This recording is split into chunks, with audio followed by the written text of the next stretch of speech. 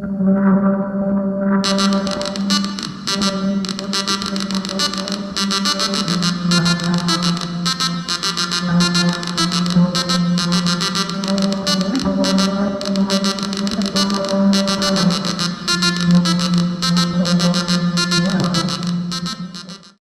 didn't just suddenly wake up one morning and we had the Xbox. We didn't wake up one morning and the internet was there. You know, how did we get there? That's what you want to know about history for. Oh, are we ready to roll? Yeah, we're rolling. What I have next to me is the first bulletin board in the world, CBBS Chicago. People wondered if the C stood for Christensen or Chicago or whatever, and no, it didn't, because there was no such thing as a BBS, so it was a computerized bulletin board system.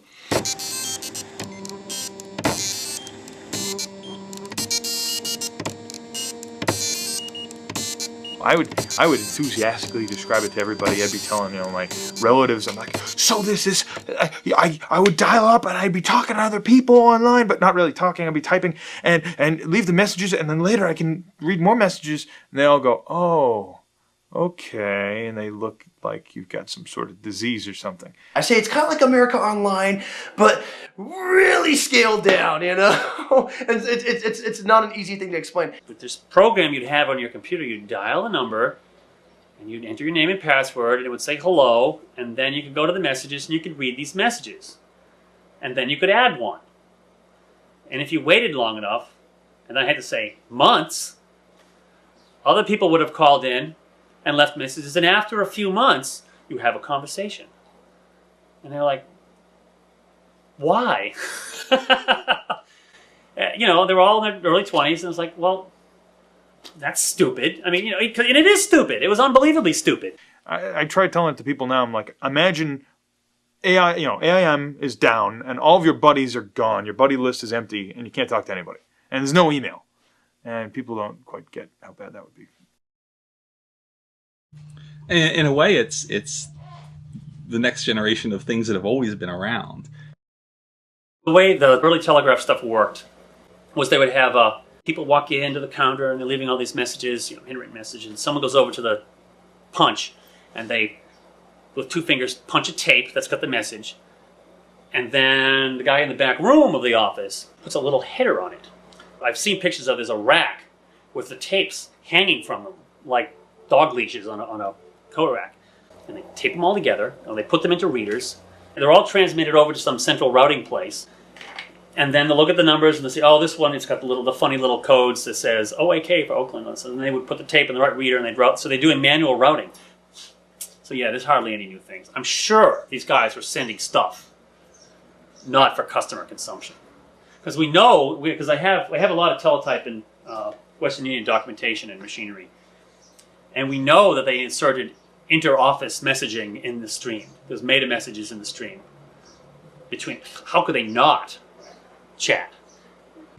Science fiction fandom going back to the 30s, people would use Mimeo or Ditto to publish fanzines, to publish their own newsletters with reports of conventions they went to, or book reviews, or just what's happening in their life, to talk to other people who are similar, who have similar interests, but might not be around them. One of the few really nerdy science fiction fans in your school, well, there's not many other people you can talk to, but if you find that there are people somewhere else that you can talk to, and you subscribe to their fanzine, and then you start writing letters of comment back to it, and then you decide you want to start publishing your own because you've got a lot to say, and it's just this innate human need to form communities and to find other people with your interests. Joining us now in the studio is Luba Levitsky, Educational Programs Marketing Manager with Control Data Corporation. Luba, we've heard about the Plato system from Control Data for a long time. What is Plato? Give us a little background on it. Basically, Plato is a highly interactive, graphic-based, individualized, computer-based education system. And by individualized, I mean self-paced, and the instruction is tailored to the needs of each individual student. Okay, you're online now with Plato on a chemistry lab experiment of some sort, and show me what this does. Basically, this is a simulation of a fractional distillation experiment, and it simulates operations and processes of an actual experiment Prior to this screen, the student has already touched the screen and assembled the distillation apparatus as they would in a regular experiment. The objective is to heat the still and to obtain a pure mixture of two chemical compounds. Lee Felsenstein, who was essentially the inventor of the portable computer, ran this project in Berkeley called Community Memory, which was essentially a free BBS that was available in laundromats and things like that. And it was a real meaningful attempt at giving the population at large a way to communicate and online.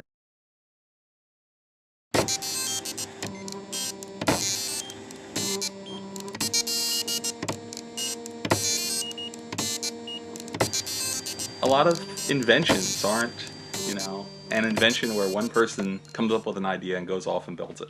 A lot of inventions are where there's some idea that's becoming current. The technology's gotten up to a point where it's going to support it. A lot of people know there's a problem. A lot of people are working on it in parallel. A couple of them will come up with solutions. One of them will be able to get commercial success out of it. And, so Thomas Edison's the one we know as the inventor of the light bulb. The other people who were working on it at the same time don't get remembered. Randy Seuss and Ward Christensen were, we think, as far as we know, the first ones to establish a bulletin board. 1974, I learned about microcomputers, and the 8008 was out at the time, and asked what I needed to know and got into digital electronics. And in 1975, the January issue of Popular Electronics had the Altair computer on the front cover, and I thought, oh boy, I don't have to design and build my own computer from scratch. I can actually buy a kit and have the fundamentals.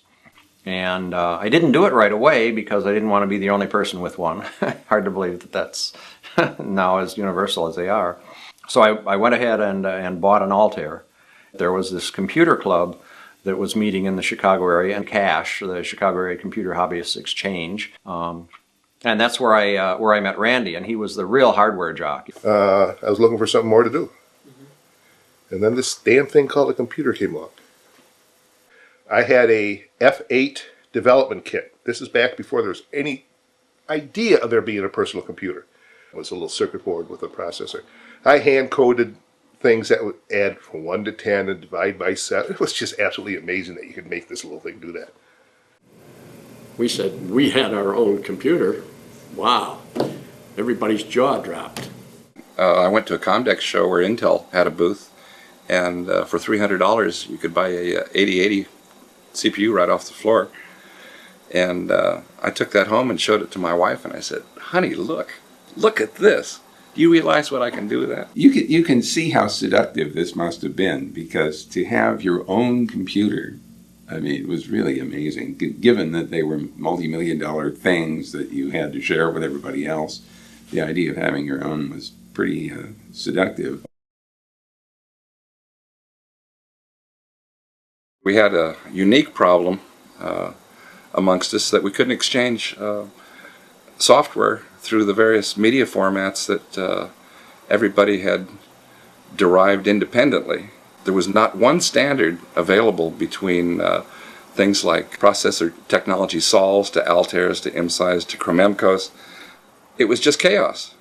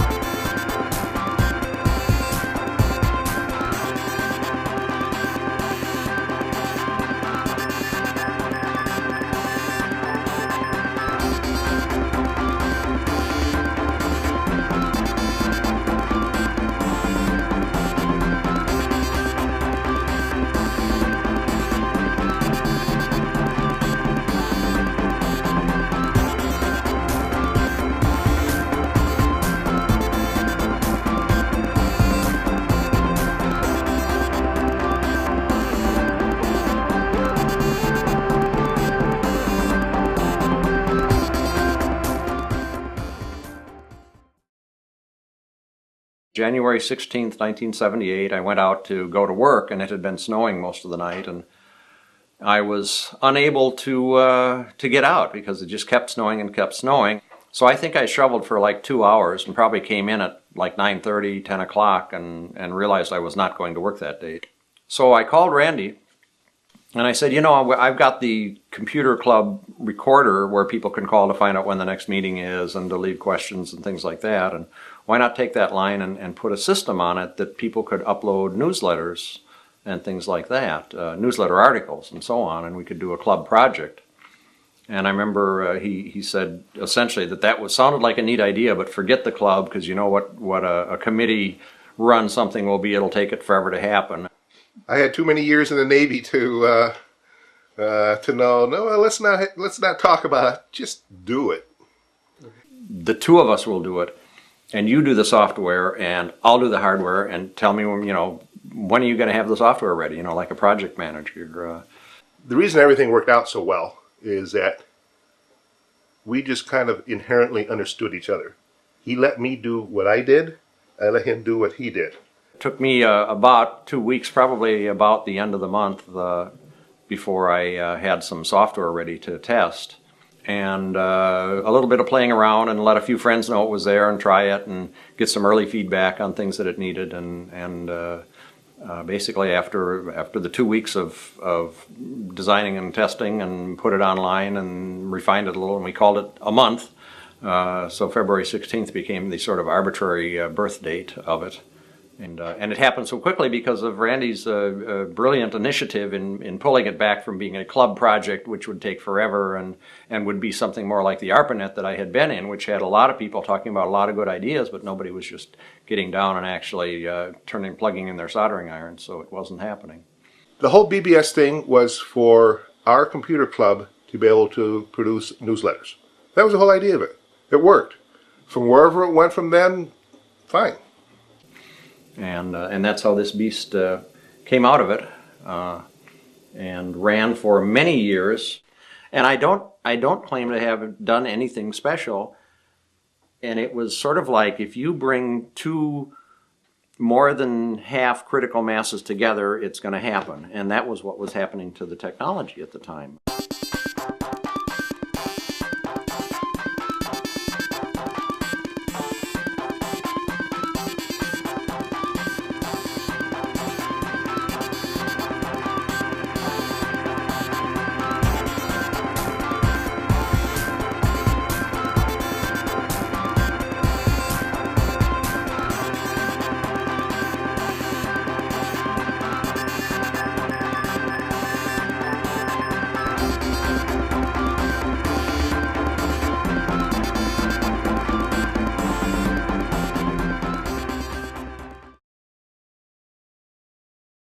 I found Ward System originally, CBBS Chicago, mentioned in an article, if I recall, it was in InfoWorld. And I went, that's cool. And I called it. And played around on it and went, that's really cool. Used to read 80 Micro magazine religiously every month. And one month they brought out an article on bulletin boarding. We talked about it a lot at the local computer club. And a lot of them had seen the stories on Ward System. It seemed like the same day we turned the thing on, it got its first phone call. And from there, just, kept going. CBBS Northwest, isn't that a little pretentious? You're kind of claiming this whole region, and you're this one system in this podunk section of Oregon. I said, well, hey, when I named it, I was all there was, this side of San Francisco. So that's when I got up on Bill Blue's Bellflower RCPM, and he had the big bulletin board list, which at that time was about 100 bulletin boards. Downloaded that list and started calling bulletin boards around the country, and it was always exciting. You never knew what was going to come up. Within 2 years, there was easily 200 to 300 phone numbers that you could call into the RCPMs, the RBBSes, the CPM net guys. We celebrated 100 calls. It took us almost 3 months to get 100 calls on the bulletin board because nobody had modems. Very few people were in it, unless they either were active professionally in a related industry or perhaps had a lot of spare money. In the first phase, everybody was a computer hobbyist. You know, I'm one of these guys that my first computer came in a kit, cost me $3,000 in 6 months to put together. And you had to roll your own back in those days. An Altair 8800, really, boy, that was a machine you really had to build from scratch. It started becoming a surprise when I could find some of the parts that used to go into computers that show up at Radio Shack. Wow, you know, what's the world coming to? Well, the system operators in town were not computer hobbyists anymore. They would go out and buy or download a program, put the thing up. They had no idea how to program. They weren't interested in programming, which was fine. That was, the interest had changed from computer hobbyists to computer users.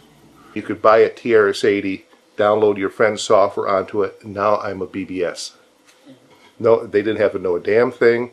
All they had to do was have a phone line and they could say they were a sysop. High schools were full of sysops.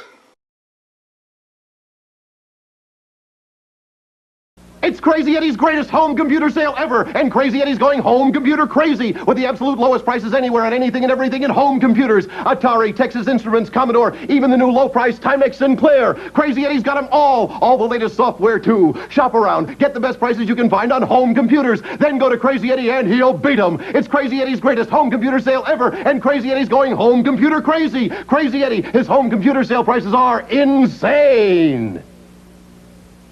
Well, one summer I'm saving up my money for a jam box, you know, because I'm a teen and that's what you do. And I had a friend who took me to play computer games at this comic book store. I was a big comic book collector, and I read in a Superman comic where they had one of these sponsored insert comics inside the comic book. It was these two kids helping Superman fight some weather demon or something by using their TRS-80 Model 100 computer in some capacity to help them. And I came home and I said, you know that computer you've been telling me you wanted? We're going to get one now, and I'm going to put my money from the jam box towards this. And I just thought that was the coolest thing, that this computer actually was so powerful, it helped Superman. I sold my Atari 2600 in a box of cartridges to get my VIC-20. And because I thought, well, you know, I can invest in video games forever, but this is a computer. I think my dad got it because it made him feel like my kids are smart. And so instead of getting them toys for Christmas, I should get them this. I used to copy and trade video games with my friends, which led to one of my buddies saying, "Hey, do you know what a BBS is? And they're, you know, you can get games for free and all this stuff on these boards." I mean, all I know is pirate BBSes. Of just like the idea of like I'm talking to people and they could be anywhere and I don't know who they are. That's really neat, even if a lot of them turned out to be really boring. The evening of December 25th. You could, you know, for years you could see, you know, some of the boards just got clobbered. Oh my God. Forgot it's the day after Christmas. We're not going to get on any boards today at all. In fact, I think a lot of people will actually use this as one word. 12-year-olds who got a modem for Christmas. You had this mass of new callers that had no clue.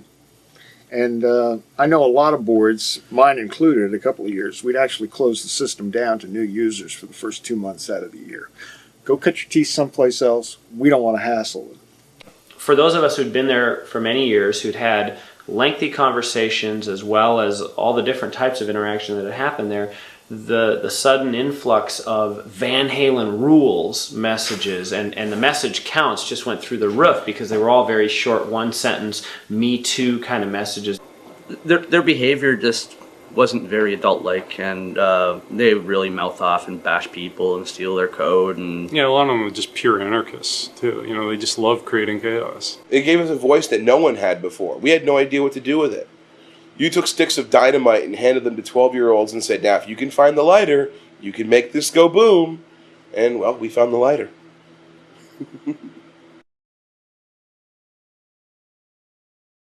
There was a serious rift between any of the 8-bit users, between Apple, between Atari, between Commodore. I refer to them as Ford versus Chevy arguments. There was always this big argument between people who thought Chevy was the best car make and people who thought Ford was the best car make, and there were always this rivalry and this fight between them for what seemed like a completely pointless thing. People get really, really heated. They get very, very defensive of their computers. It's not like you go and you buy a stereo or you buy a blender or toaster. A computer is a very, very personal thing. It's an expression of how you want to work, how you want to do things. It becomes an extension of yourself, and you tend to protect your own. Each had their own group of followers. Each group of followers was very faithful to the company they chose. Well, Ataris were the best computers ever made. Forget it. The Apple II was the only software thing in town. The Commodore, I think, did more to get people into computers than anything else on the planet.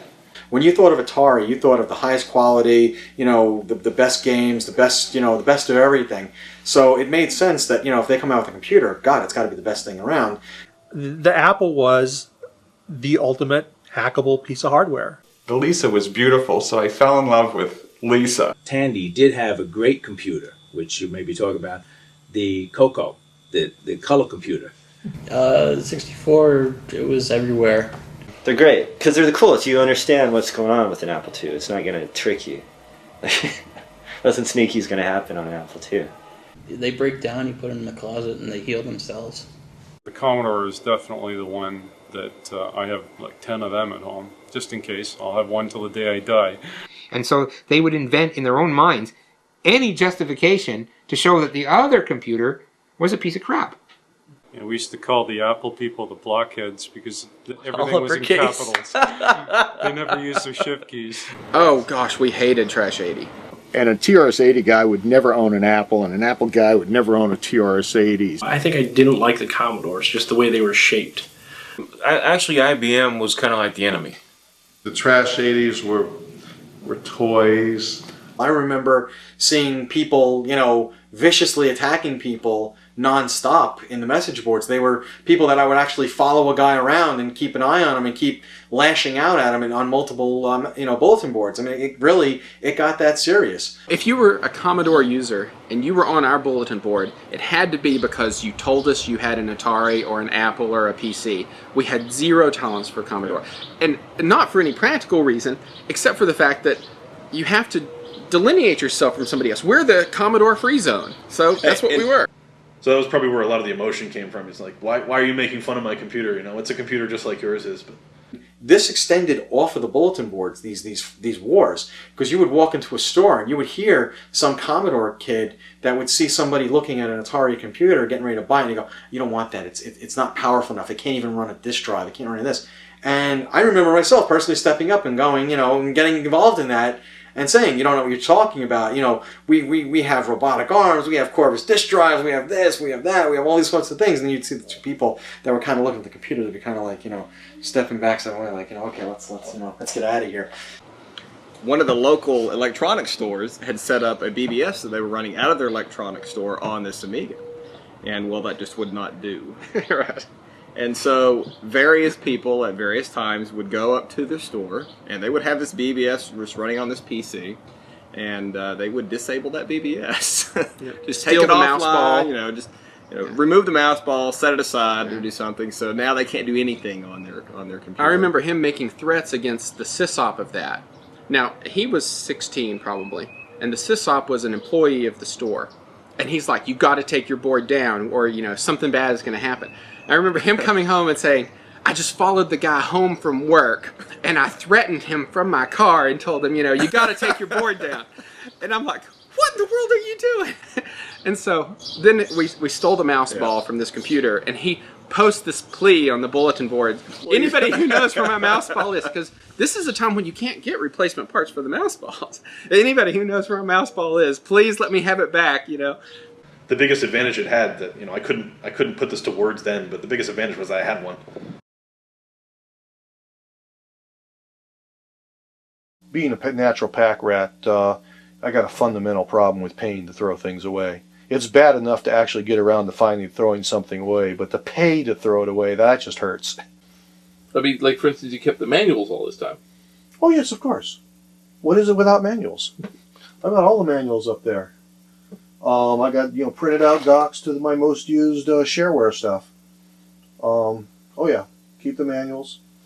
From where this thing got deposited, 10 or 15 years ago. No, 15 or 20 years ago, more likely.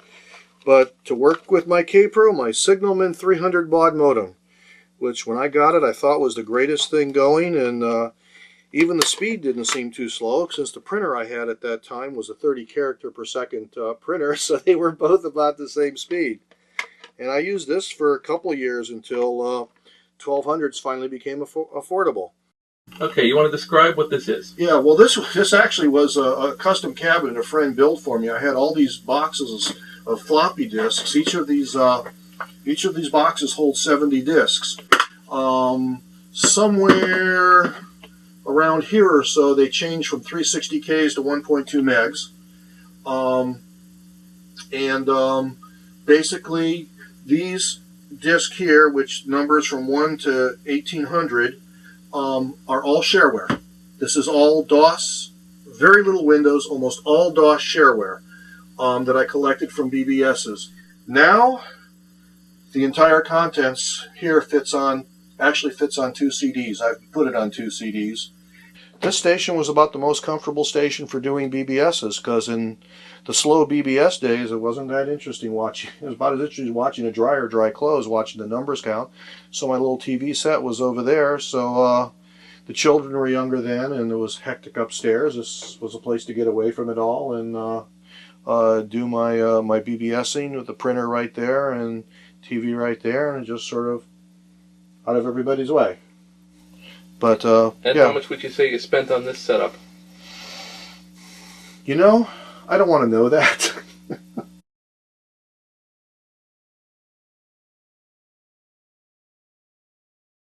Listen to this. When a 20 megabyte drive for an IBM PC can be bought for under $1,000, the 2195 hyperdrive seems woefully overpriced. The first hard drive that we purchased in our school system was a 5 megabyte hard drive from Radio Shack for a TRS-80 Model 3, and it cost $3,000. 5 meg. You know? Yeah, I remember buying 2 of these things, and I remember as I put them into my car after coming from the store, I thought, wow, the amount of money I spent on these double-sided 8-inch floppy drives, I could have bought a car with. Not a very good one, but a car. I still have the paperwork on that Apple, and I look back at it and it's like, we paid $3,600 for an Apple II and a printer and a monitor. And I'm just like, $3,600 now, I could, run half the country on the kind of computer you can buy for $3,600 now. I went to work at Carl's Jr. I mean, I hustled on all sorts of jobs, and I had the choice of getting a car or getting a computer. And I got a computer.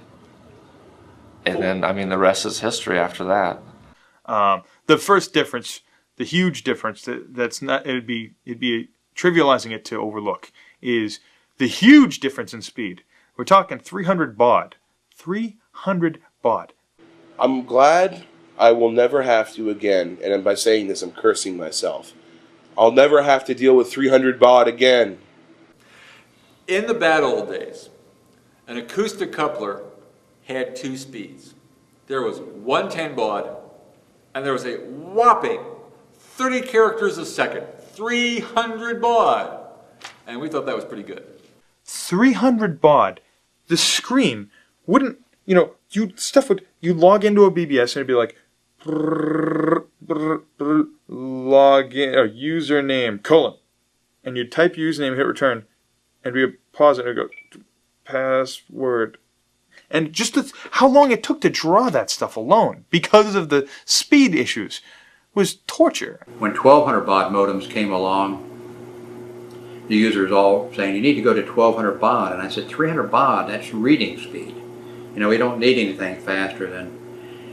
And I was running a 1200 baud modem, and my shit just did not stink. I was so... It was amazing when you actually connect at 1200. It was absolutely amazing. Called one of the few in town that supported 2400 baud. One of the few boards in town. And it was awesome. And you would actually seek out the place that had 2400 baud so you could take advantage of this high speed that you had. even if the place sucked, it was just like, whoa, but look how much faster it's coming through. This is so cool. But I was always 3 lowercase o slash 12 lowercase o slash 24 lowercase o because I remembered the early days when I wasn't allowed onto some boards because I didn't have a high enough baud rate. I remember the first time when I called up to a board and a sysop pulled me in a chat and says, I got this new 9600 baud modem, man, and like, you're still at 2400 and it's sad. What's wrong with you? I probably got like $800 for my bar mitzvah from various people. It added up to $800. I spent 650 of it on a 9600 baud modem, which I thought was a good investment. $650 for a 9600 baud modem, which of course, as soon as I bought that, they dropped down in price. And when I could get a 14.4 modem and download Doom to play with a kid who ran a BBS because he couldn't find anybody to play Doom with him, that was just a wondrous device. One particular Saturday night, I'll never forget, I had company at the house, we were playing cards or whatever. This guy called me aboard and he's uploading something or other. And the next morning I woke up and he was still uploading the same program. When you found the big file and it was across the country, you really thought about it whether you wanted to download it now or take a chance on finding it locally. Absolutely. Anybody who's probably under the age of 30 or 25 these days has no concept of what the phone companies used to absolutely rape you for calling long distance. I mean, quite commonly, to call California during the day would cost you upwards of $1 a minute. And that was in the deflated dollars of the day. I think the first month I got really into de-dialing, we got a $500 phone bill. A lot of people like me did that and then ended up losing their telephone for a while because of the $650 phone bill for 1 month. I mean, I never knew, right? I didn't know that BBSs that were also in 312 could possibly cost any more money than another one that was in 312. Till we got the first phone bill. My dad was very nice. He said, okay, this is a learning experience, but you're not calling during, prime time anymore, first of all. You're not staying online for 8 hours anymore, second of all. I mean, I was the expert on what the phone book, in the Yellow Pages, if you turn to the front of the Yellow Pages, they had all the plans laid out that you could get in Massachusetts. So we actually spent time saying, okay, you can call where, and where can I call? Okay, now that means we now have a combined calling area of this much. Pulled out page 17 from the Yellow Pages, which said, okay, if you live in this town, here's the, this is what phone numbers start with, that are local to you. So we used to figure out exactly where the bubbles lied and where they overlapped so that we could make those calls. So be like, okay, well, here's a page long of, numbers which I've got. All right, this one is 376. Okay, that one's good. Mark that off and I would call that one up. And I actually had to call Illinois Bell, when they were Illinois Bell, and ask them for what they call a band chart. After dinner, I would go to my little hideaway downstairs, do my BBSing to the local BBSs, waiting for 8 o'clock. Then I'd hit the crosstown ones. On the weekends, I'd get up before 8, before it went back, and do a couple. Oh yeah.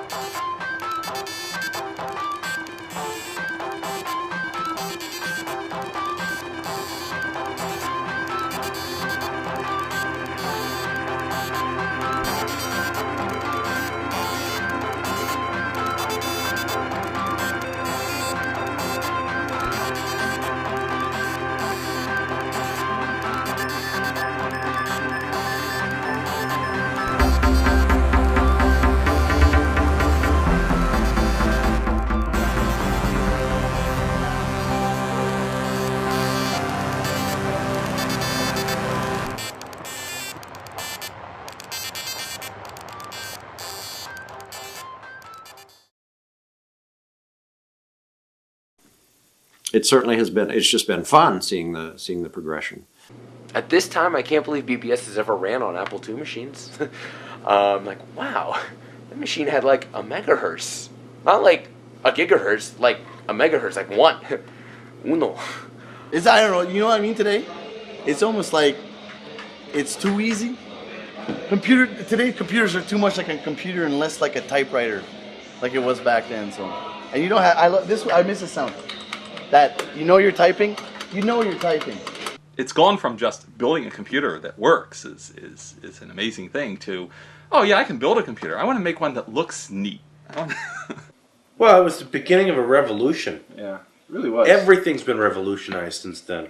We don't typeset the way we used to typeset. We don't do photography the way we used to do photography. You got this fancy XL1 camera with FireWire and all this good stuff. I mean, it's.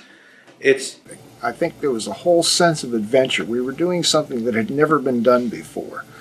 We were taking hardware that had never been used for this kind of purpose and using it.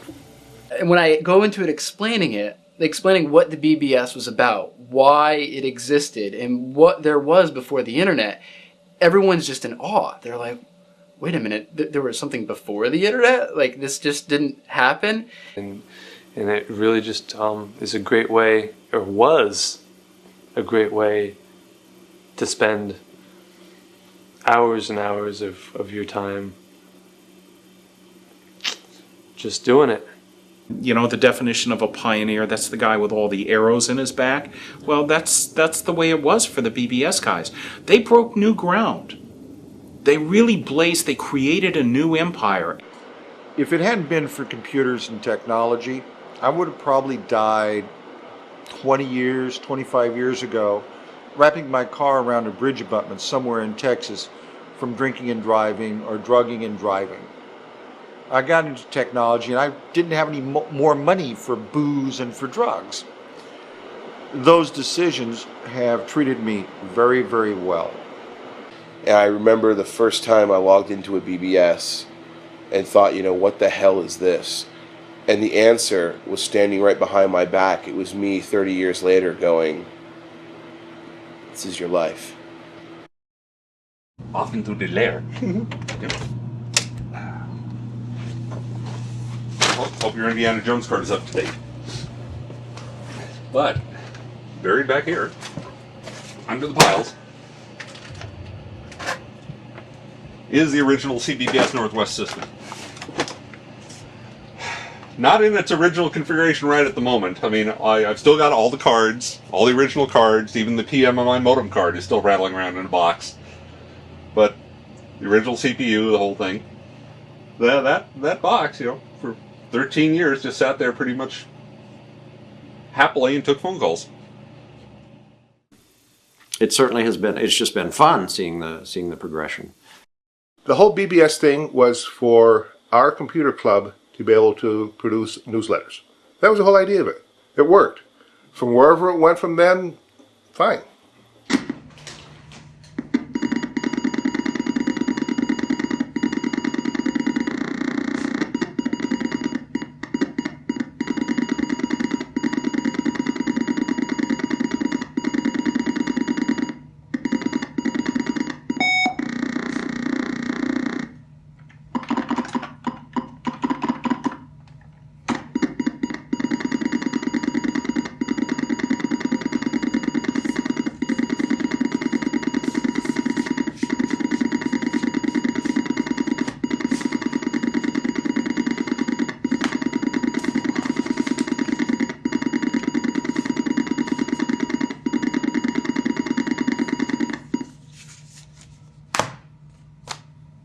I just loaded the BBS.